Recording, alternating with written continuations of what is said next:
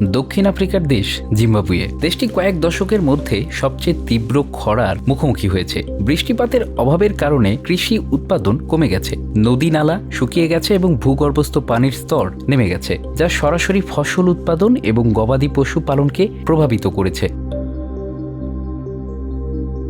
ফলাফল, দেশটিতে মহামারী আকারে দেখা দিয়েছে খাদ্য সংকট। লাখ লাখ মানুষ ক্ষুধার্ত।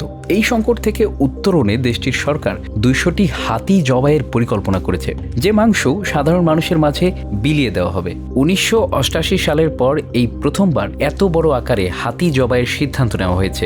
জিম্বাবুয়ের বন্যপ্রাণী কর্তৃপক্ষ জানিয়েছে, হাতিগুলোর সংখ্যা নিয়ন্ত্রণ এবং খাদ্য সংকট দূর করতে এই পরিকল্পনা। বর্তমানে দেশটিতে হাতির সংখ্যা 84,000, যা বিশ্বের দ্বিতীয় বৃহত্তম। কিন্তু এত বড় সংখ্যক হাতি খাদ্যের জন্য বিপদ হয়ে দাঁড়িয়েছে।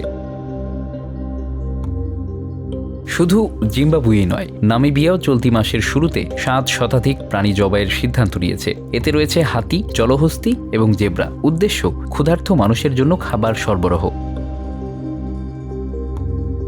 তবে এই সিদ্ধান্ত নিয়ে বিতর্ক রয়েছে। অনেক পরিবেশবিদ বলছেন, হাতি ও অন্যান্য প্রাণীর ওপর এই নির্ভরতা দীর্ঘমেয়াদে আফ্রিকার পরিবেশগত ভারসাম্য নষ্ট করবে। হাতির মাংস জিম্বাবুয়ের মানুষের খাদ্য সংস্কৃতির অংশ নয়। তবে দুর্ভিক্ষ এবং খাদ্য সংকটের মতো চরম পরিস্থিতিতে সরকার হাতির মাংস সরবরাহ করার সিদ্ধান্ত নিয়েছে। যদিও খাদ্যের এই সংকটের কারণে দেশটিতে ঠিক কত মানুষের মৃত্যু হয়েছে তার সরকারি কোনো পরিসংখ্যান নেই। জাতিসংঘের রিপোর্ট অনুযায়ী 2023 সালের শেষের দিকে জিম্বাবুয়ের জনসংখ্যার প্রায় 40% অর্থাৎ 7.1 মিলিয়ন মানুষ খাদ্য সংকটে ভুগছিল। এর মধ্যে কয়েক লাখ মানুষ চরম অপুষ্টি ও অনাহারের ঝুঁকিতে ছিল।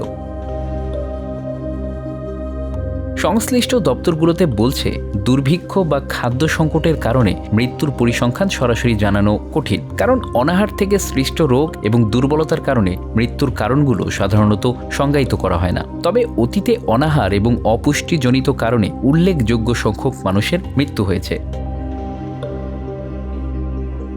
2008-2009 সালের খাদ্য সংকটে আনুমানিক কয়েক হাজার মানুষের মৃত্যু হয়েছিল। বর্তমানে পরিস্থিতি আরও জটিল, কারণ জলবায়ু পরিবর্তন এবং অর্থনৈতিক সংকট পরিস্থিতি আরও গুরুতর করে তুলেছে।